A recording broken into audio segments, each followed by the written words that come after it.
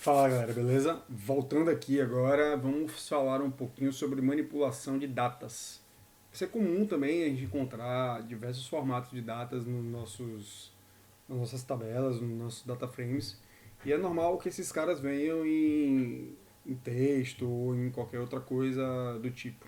Então aqui eu criei uma series com hum, algumas datas. Então aqui eu tenho um ano, mês, dia e um horário.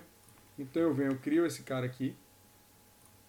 Se eu pego essa coluna info aqui, vocês vão ver que ele está aqui como um tipo objeto. Então a primeira coisa que a gente tem que fazer é utilizar o próprio Pandas para fazer essa conversão para datetime. Então eu venho a minha informação na minha coluna e digo aqui que vocês vão ver que eu boto o toDateTime, coloco um parâmetro, a série que eu criei lá em cima, e você já vê que eu transformei ele aqui para datetime. Então, é, a conversão é bem simples, para vocês converterem um string, um objeto, uma categoria em data. E aqui eu vou só criar um data frame com esse cara e vou dizer que a minha coluna se chama data. Se a gente olhar aqui o data frame, ele vai ter aqui uma carinha só que com uma coluna e com todas essas informações. E vocês vão ver que ele já está no formato datetime, que foi o que a gente fez lá em cima. Se eu quiser pegar o ano desse cara, eu posso dizer criar uma coluna ano, que foi o que a gente já tinha visto, como criar uma coluna nova, e digo que a minha data vai ser dt.i. O que é esse dt? É como se fosse o str para string, seria o datetime. Então, quando a gente estiver manipulando datas, a gente precisa colocar esse dt. Então aqui eu vou pegar, ó, e se eu pego o meu df, eu já tenho uma coluna só com os anos. Isso é importante, se vocês quiserem fazer um gráfico só com os anos, só com mês, ou com mês e ano. E aqui a mesma coisa com o mês. Isso aqui foi uma série que eu criei para a gente fazer, e aqui tem um data framezinho do GitHub, e olha como eu fiz dessa vez. Em vez de baixar ele para o meu computador, fazer download e tudo mais que a gente tinha feito, a gente pode pegar a URL, o endereço, com o final CSV do item que a gente quer e botar ele dentro do nosso pandas.read CSV com a URL. Funciona do mesmo jeito. Ele vai levar um tempinho, porque ele vai buscar lá dentro, mas como os dados são poucos, ele será rápido o suficiente. E aqui eu tenho o meu Snow Data Frame, que é um data frame que ele vem com algumas informações sobre uma região específica dos Estados Unidos, dizendo os níveis de neve naquela época. E aqui eu só baixei esse data frame porque ele tem essa coluna de data, que é o que a gente vai usar para manipulação. Então vocês vão ver aqui que eu tenho várias colunas, né? E a minha informação de data. E só para vocês terem ideia quantas linhas a gente está falando. A gente está falando aqui de 14 mil linhas, 160, né? 14.160. Informações, então tem estudo de informação de dias aqui. Se vocês forem olhar, a minha coluna date está aqui, ela está como objeto. Não é isso que a gente quer, então vamos repetir aquele passo, date to date time, só que dessa vez o que eu estou fazendo? Estou pegando a minha coluna e jogando dentro de uma variável só. O que, é que eu estou criando? Eu estou criando uma série. De novo, um data frame é um conjunto de séries, cada coluna por si só é uma série. Isso é importante quando vocês forem fazer manipulações específicas de dados. E aí vocês vão encontrar erros. Isso precisa ser uma série, ou isso deveria ser uma série, ou você está fazendo manipulação de séries em um data frame inteiro. Então se atentem a isso, para vocês entenderem quais são as diferenciações dos objetos. O data frame é o conjunto, a série é as unidades. Então aqui ó, eu tenho minhas datas. Se eu venho aqui e digito só as datas, vocês vão ver que eu tenho uma coluna com os meus index, do mesmo jeito que eu tinha no meu data frame. E aqui eu tenho só as minhas datas. Então, uma coisa legal da gente ver, ó, a gente pode pegar todos os nomes dos dias desses data frames, dessa coluna nossa de datas. O que eu quero falar com isso? Se eu venho aqui e eu boto day name e eu coloco esse parâmetro aqui, que esse parâmetro aqui é o parâmetro locale. Então eu venho aqui e eu jogo isso e ele vem me dizer aqui que é terça, quarta, quinta, sexta, sábado.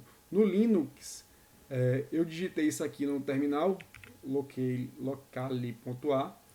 Então aqui eu vou dar um clear. Então aqui, ó,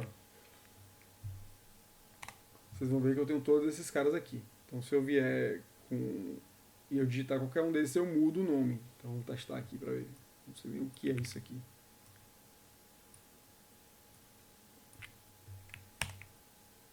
Em inglês, né? Todos eles são em inglês, se eu não me engano, eu não tenho nenhuma outra língua que não seja inglês e português no meu computador, então é o esperado.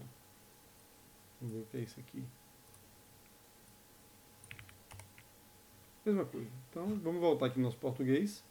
Então se vocês copiarem isso aqui no meu computador, igual do meu computador, talvez seja diferente para vocês. No Windows eu não sei agora como é, mas busquem aí como vocês verem os locais do Windows.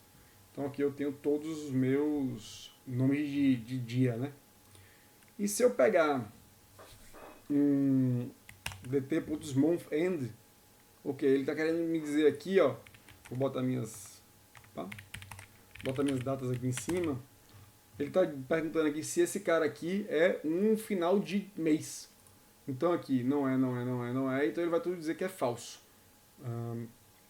Se eu boto aqui sum, lembra que todos os falsos são zeros e os uns são os trues. Ou seja, eu tenho dessa minha lista imensa de dados, 465 dias são final de mês. E se eu quiser mudar a formatação desses dados, como funciona?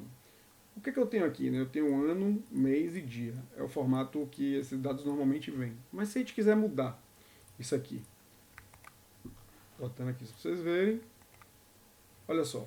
Eu tenho esse strf timing, que ele transforma ela no string, e eu consigo mostrar isso aqui. É a minha tabela de... Tem uma conversão, uma tabela de... Seria uma tabela de conversão, uma tabela de padronização das datas.